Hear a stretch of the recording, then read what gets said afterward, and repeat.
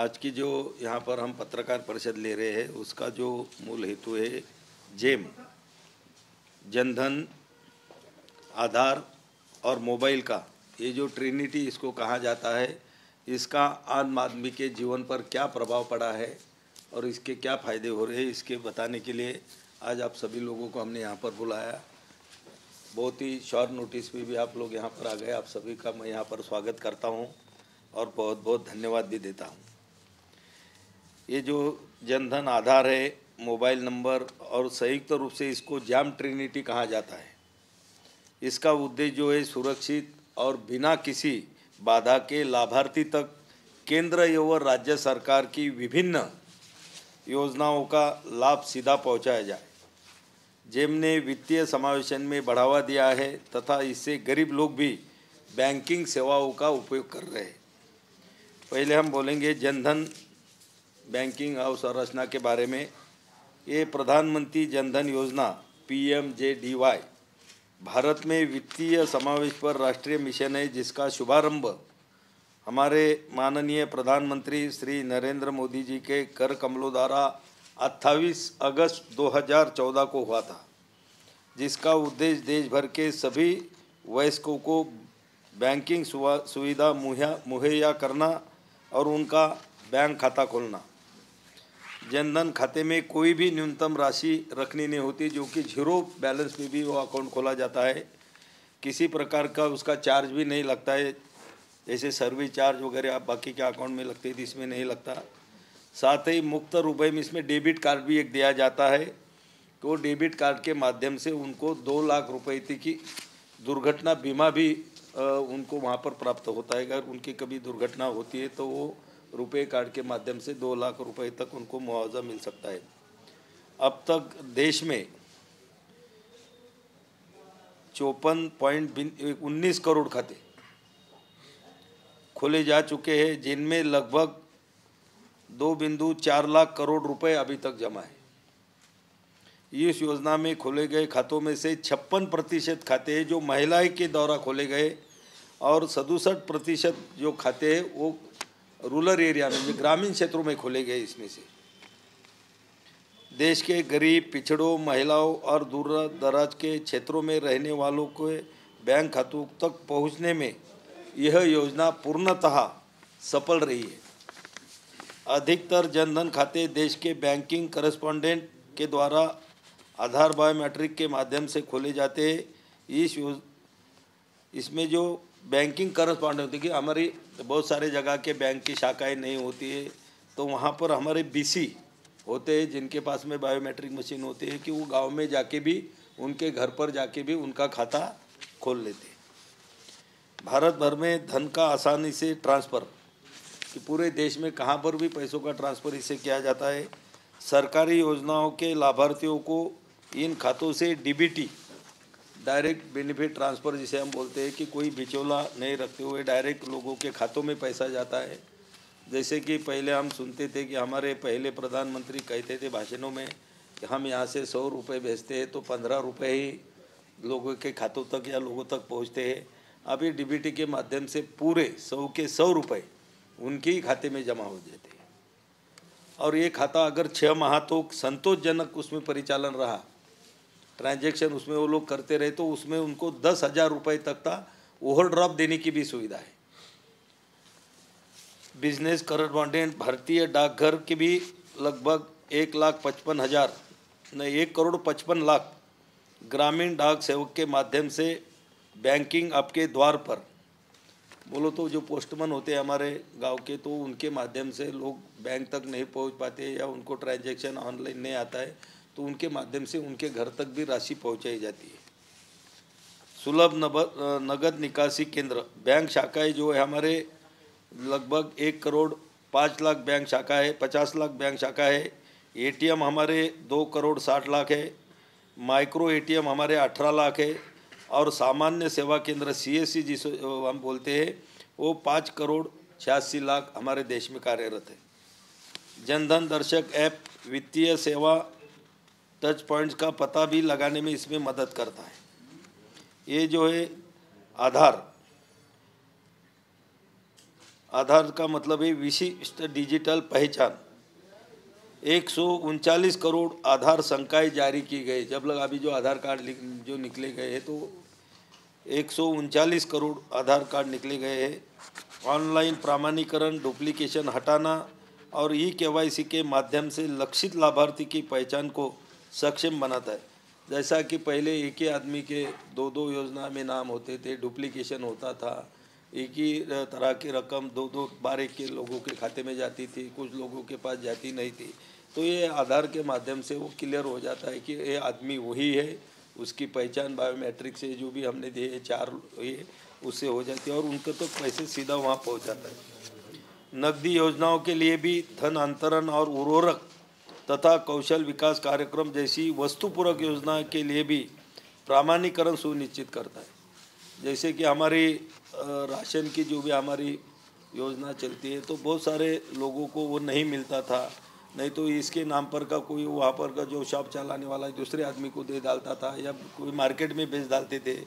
लेकिन अभी बायोमेट्रिक से दिया जाता है कि जिसका भी हक है, चाहे वो गेहूँ हो, चावल हो, जो भी हम राशन के माध्यम से वहाँ पर देते हैं तो उनके बायोमेट्रिक से देने से जो आदमी उसका लाभार्थी होगा उसी को ही वो दिया जाता है। मोबाइल के बारे में जो है कि 1 से 17 करोड़ हमारे देश में मोबाइल उपभोक्ता है कि जो लोग उतने 117 करोड़ लोग मोबाइल का उपयोग करते हैं, जिनमें से 85 करोड़ लोग ऐसे हैं कि उनके पास में स्मार्ट मोबाइल है। और इसमें जो है कि शहरी क्षेत्र में 54% और ग्रामीण क्षेत्र में 45% लोग इसमें शामिल हैं। भारत का जो टेली घनत्व है वो 85.8%, ये अप्रैल 2024 का आंकड़ा है।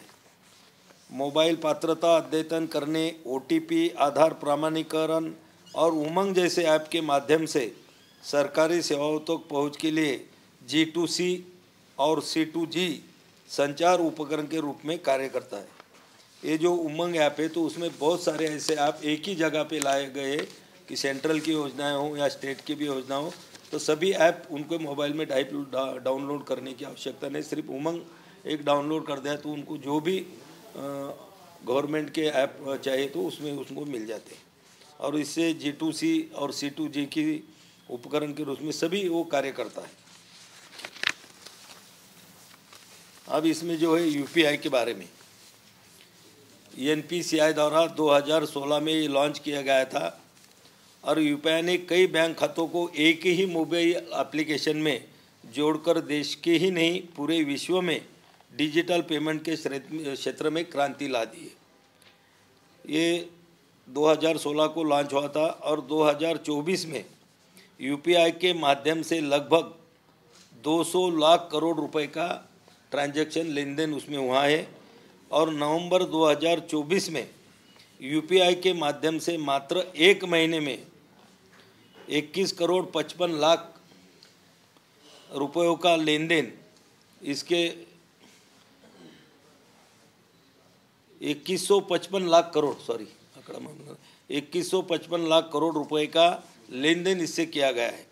आज UPI की पहुंच जो है हमारे बाहर देशों में भी, फ्रांस, UAE, सिंगापुर और श्रीलंका जैसे अंतर्राष्ट्रीय बाज़ारों में भी इसकी पहचान हुई है। जापान, मॉरिशस और सऊदी अरब जैसे देशों में भुगतान प्रणाली को अपनाने में भी वो देशों ने रुचि वहाँ पर दिखाई है। इसके संबंधी अगर आंकड़े हम देखेंगे कि डिजिटल भुगतान लेन देन का जो आंकड़े वित्तीय 2017-18 में 2071 करोड़ रुपए का लेन देन उसमें हुआ था, जो कि अब वित्तीय वर्ष पिछले साल 2023-24 में 18,737 करोड़ रुपए उसमें से लेन देन का काम उसमें हो चुका है। CAGR जो है उसका 44% है।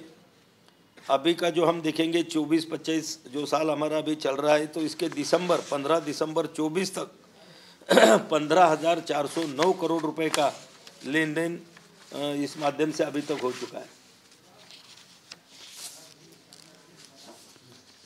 और इसमें एकीकृत भुगतान इंटरफेस UPI के माध्यम से जैसे बोलते हैं कि लेन देन की मात्रा 2017-18 में 92 करोड़ थी जो कि 23-24 में 13,116 करोड़ रुपए तक पहुंच गई। इसका जो CAGR है 129% से उसमें वृद्धि हो रही है। यूपीआई का लेन देन का जो मूल्य हम अभी पकड़ते हैं, वित्तीय 2017 में इसका जो मूल्य था वो 101 लाख करोड़ का उसका लेन देन का ये था। अभी वित्तीय वर्ष 2024 में वो 200 लाख करोड़ तक अभी तक वो पहुँच गया है।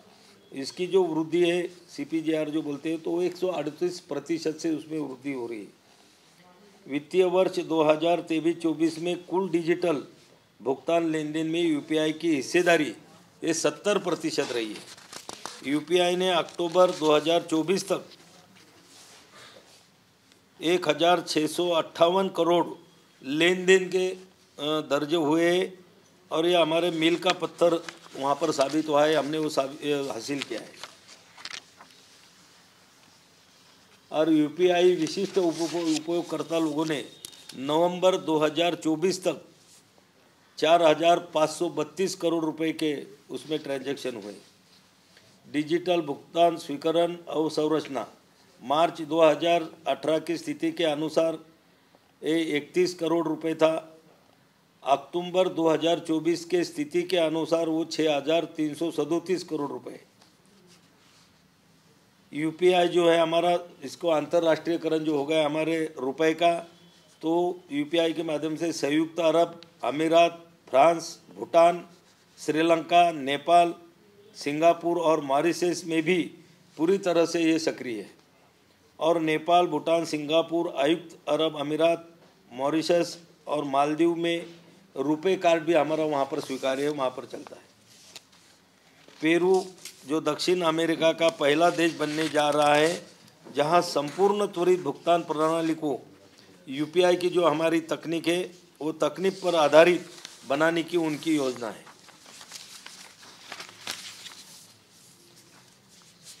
ये जो डायरेक्ट बेनिफिट ट्रांसफ़र DBT के बारे में यहाँ पर मैं आपको बताऊंगा कि सरकार को सब्सिडी का बोझ घटाने और लीकेजेस को खत्म होने से राहत इससे मिल रही है। DBT के माध्यम से हर ज़रूरतमंदों तक संसाधनों को तेज़ी से एवं सुरक्षित तरीके से हम पहुंचा पा रहे हैं। आज तक DBT के माध्यम से 4,081 लाख करोड़ रुपए सीधे लाभार्थियों के खातों में भेजे गए DBT के माध्यम से, और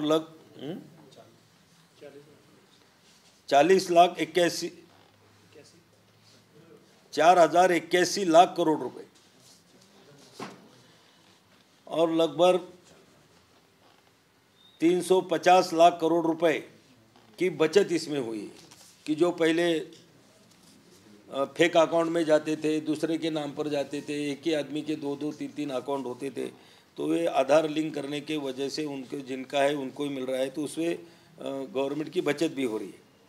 डी का मतलब है प्रत्यक्ष बिचौलियों के बगैर, इसमें कोई बिचौलिया नहीं है, किसके पास से कैश लेना नहीं है, चेक से नहीं, डायरेक्ट उनके खाते में पैसे जाते हैं। और ये बी का मतलब है नगद और वस्तुपूर्वक अंतरण, और टीका आखिरी टीका मतलब है कि अंतरण इलेक्ट्रॉनिक और प्रमाणीकरण कि डायरेक्ट बेनिफिट ट्रांसफ़र कि वो लाभार्थियों के खातों तक जाता है। दिसंबर 2014 में 34 योजनाओं के साथ DBT का संपूर्ण भारत में विस्तार किया गया है। इसमें हमारी 34 योजनाएं शामिल है। वर्तमान में 54 से अधिक मंत्रालय और विभाग की 319 केंद्रीय योजनाएं और 2,500 से अधिक राज्य और संघ राज्य क्षेत्रों की योजनाएं DBT भारत पोर्टल पर उपलब्ध है। इसके माध्यम से जो हम ये होता है कि लाभार्थी की सटीक पहचान होती है, उनका डुप्लीकेशन रहा तो उसको हटाया जा सकता है। वित्तीय पते के रूप में भी उसका वो कार्य करता है। पहुंच, पात्रता निर्धारण और सेवा वितरण में भी उसमें सुधार करता है। समय पर कार्यान्वयन के माध्यम से दक्षता और प्रभावशीलता में वृद्धि होती है कि समय पे उनके खाते में पैसे तुरंत जाते हैं, तो प्रभावशीलता से उसकी वृद्धि होती है।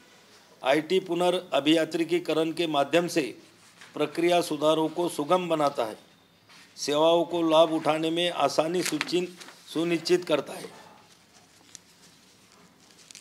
ये जो आधार पेमेंट ब्रिज जो है, एपीबी वित्तीय पत्ते के रूप में आधार का उपयोग करता है, जिससे आधार से जुड़े बैंक खातों में निर्बाध डीबीटी अंतरण सुनिश्चित होता है। लगभग 8,545 करोड़ आधार एनपीसीआई मैप पर जोड़े गए हैं। ये कितना है? 85 करोड़ 45 लाख बराबर। खाता आधारित अंतरण की तुलना में भी एबीपी का लाभ होता है।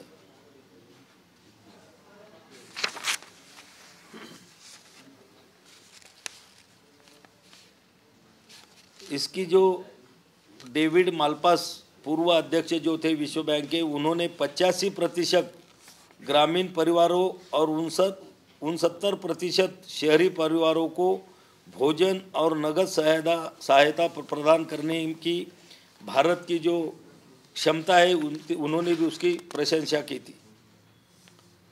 पाउल मारो, उपनिदेशक राजकोषीय मामले IMF, लाखों निम्न आय वाले व्यक्तियों तक पहुंच में भारत की सफलता की भी उन्होंने सराहना की थी। तो ऐसा कि बहुत सारे इसमें हमारा जो जेम हम उसको बोलते हैं कि ट्रिनिटी, इसका जो फ़ायदा है कि ये 2014 से हमारे प्रधानमंत्री की जो सोच रही है और उन्होंने जो भी दिशा निर्देश दिए उससे जो काम हो रहा है, तो निश्चित रूप से देश के सभी तबके के लोगों तक उसका फ़ायदा हो रहा है। आज हम देख रहे हैं कि बहुत सारे ऐसे है कि पहले लोग बैंक से जुड़े नहीं रहते थे, बहुत सारे लोगों के बैंक अकाउंट नहीं होते थे, तो उनको बैंक से जोड़ने का और बैंक के खातों के माध्यम से उनके जो लाभ है वो डायरेक्ट उन तक पहुंचाने का काम आधार के माध्यम से डुप्लीकेशन, और जो आदमी उसी के लिए पात्र है उसी को ही उसका लाभ मिलना चाहिए।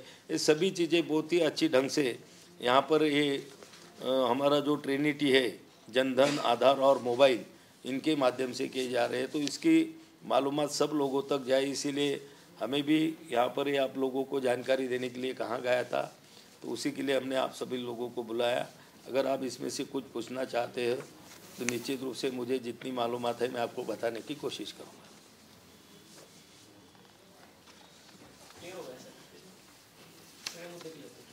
नहीं, याच्या आम्ही तुम्हाला नोट पण देतो या। नहीं वो कर लेंगे सर। पॉलिटिकल आपण नंतर घेऊन यायला पाहिजे। जे संसदेमध्ये काल जे झालं, राडा झाला भारतीय जनता पार्टीची, तर तुम्ही इंडिया आणि इंडिया आघाडीचे खासदार समोरासमोर आले, आरोप केला गेला दोन्ही पक्षांकडनं धक्काबुक्कीचा, कसं बघता तुम्ही असं वेगळं? नाही, खरं म्हणजे मी त्या ठिकाणी कालची जी घटना आहे, हमारे जे सांसद है, बुजुर्ग सांसद प्रताप सारंगी जी, और हमारी राज्यसभा की भी एक महिला सांसद है, उनके साथ में जो व्यवहार किया कि सही में उनको धक्का देके, जो उन्होंने कहा उसमें कि उनको धक्का देके गिराया गया, उनके सर को भी बहुत सारी चोट वहाँ पर आ गई। मुझे मराठी सांगू का? हाँ, तो उनको चोट आ गई। वो महिला के भी पास जाके राजीव गांधी जैसे एक बड़े पार्टी के जो नेता है, हमारे लोकसभा के विपक्ष के भी नेता है, उन्होंने जो तरीके से उनके नज़दीक जाके जो टूनिंग में उनके साथ में जो बात की, उन्होंने भी कंप्लेंट वहाँ पर राज्यसभा के सभापति के पास की। तो ये देखिए, हमारी संसद जो कि अभी जो ये लोग बोल रहे हैं कि हमारे भारत रत्न डॉक्टर बाबा साहेब आम्बेडकर जिन्होंने संविधान यहाँ पर दिया गया है, तो संविधान के आधार पर हमारी ये संसद चलती है, और उनके लिए ही ये सब करते समय संविधान का अनादर जो लोक प्रतिनिधि है कि लोक प्रतिनिधि का दूसरे लोक प्रतिनिधि के साथ में कैसा बर्ताव होना चाहिए, कैसा सम्मान रखना चाहिए, इसके बावजूद जाके भी अगर ऐसी ये गुंडागर्दी जैसे कि छोटे छोटे बच्चे गांव के गलियों में झगड़े करते हैं कि वो टाइप के अगर सांसद लोग या कोई पार्टी के नेता करेंगे, तो निश्चित रूप से इसका जो मैसेज है वो जनता तक सही ढंग से नहीं जाता है। लोगों का जो भी सांसदों की तरफ एक लोक नेता के मान्यता से देखने का जो उनका नज़रिया होता है, निश्चित रूप से लोग भी ये सोचते होंगे कि इतने बड़े लोग वहाँ पर बच्चों जैसी हरकतें करते हैं, एक दूसरे को धक्का देते हैं, कोई किसको अपशब्द में भी वहाँ पर बातें की जाती है, महिलाओं के साथ में गैरवर्तन होता है, तो निश्चित रूप से इसमें से सांसदों की भी प्रतिमा और जो उनकी गरिमा है तो लोगों की नज़र में थोड़ी कम हो जाती है। मुझे लगता है कि यहाँ पर सभी ने वो जो हमारा लोकसभा का जो सभागृह होता, राज्यसभा, उसमें सभी को बात रखने का हक है। समय के अनुसार परमिशन लेके वहाँ पर वो अपनी बात रख सकते हैं, किसी का निषेध कर सकते हैं, किसी को अच्छा बोल सकते हैं, वो बात है। लेकिन ऐसे आके बाहर लोगों के सामने या कैमरा के सामने ऐसी हरकतें अगर होती है तो निश्चित रूप से इसका तो कोई समर्थन नहीं करेगा। ऐसी बातें नहीं होना चाहिए।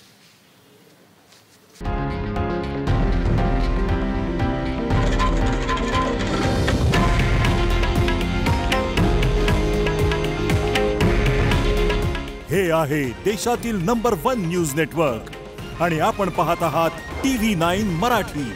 काळजी तुमची, हित महाराष्ट्राचं।